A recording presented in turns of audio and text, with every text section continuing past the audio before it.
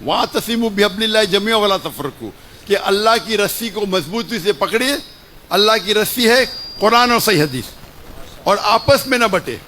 جب اللہ کی طرف آپ دعوت دیں گے اللہ تعالیٰ آپ کا عہدہ بڑھائیں گا.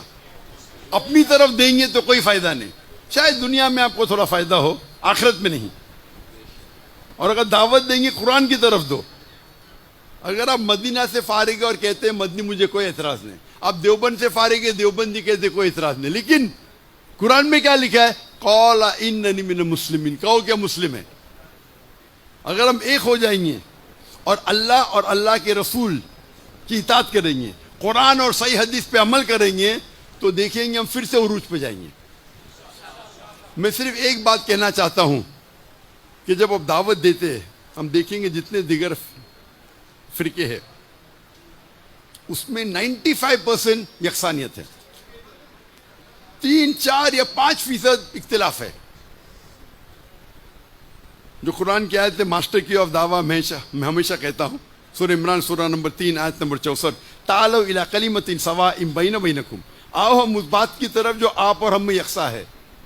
جب غیر مسلمان سے یہ فارمولہ استعمال کرتے, ہم مسلمان میں بھی اختلاف ہے تو فارمولہ استعمال کرو. اکثر لوگ کہتے میں ہی صحیح ہوں, میں کہتا ہوں میں بھی صحیح ہوں. یہ میں ہی صحیح ہوں اور میں بھی صحیح ہوں میں زمین آسمان کا فرق ہے. اور ایک بات آپ سمجھیے کہ آپ جب دعوت دیتے کچھ چیز ہوتی ہے فرض, کچھ چیز ہوتی ہے افضل, مستحب. اکثر جو اختلاف ہے وہ افضلیت پہ ہے. نماز کیسا پڑھنا چاہیے؟ سینے پہ ہاتھ رکھو. کوئی کہتا ہے کہ نیچے رکھو. اگر آپ کی تحقیق کہتی ہے کہ سینے پہ ہاتھ رکھو, بے شک رکھو. اس کی تحقیق کہتی ہے ناف کے نیچے رکھو, نو پرابلم. بس دونوں میں یہ نماز تو قبول ہوگی نا, نماز پڑھنے پہ بلاؤ.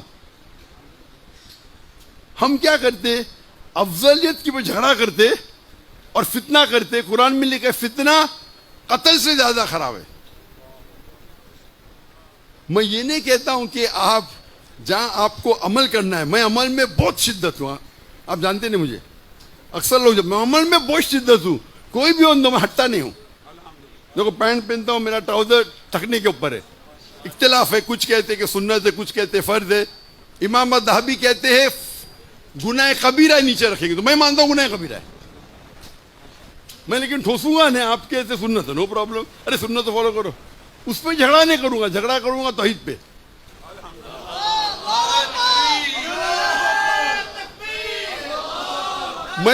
میں سوٹ پہنتا ہوں اسی لیے نہیں کہ میں ہینڈسم لگتا ہوں, مجھے سوٹ پسند نہیں, لیکن کیوں غیر مسلمانوں میں دعوت کرتا ہوں تو جب سوٹ میں دیکھتے تو میرے سے متاثر ہوتے. یہ کون ہے سوٹ ٹوپی ٹھکنے کے اوپر جوکر لگتا ہے. تو میرا کام ہے دعوت دینا. لوگ کو غلط فہمی کے ٹائپ پہننا صحیح کی نشانی ہے. کدھر بھی بائبل میں لکھا ہے.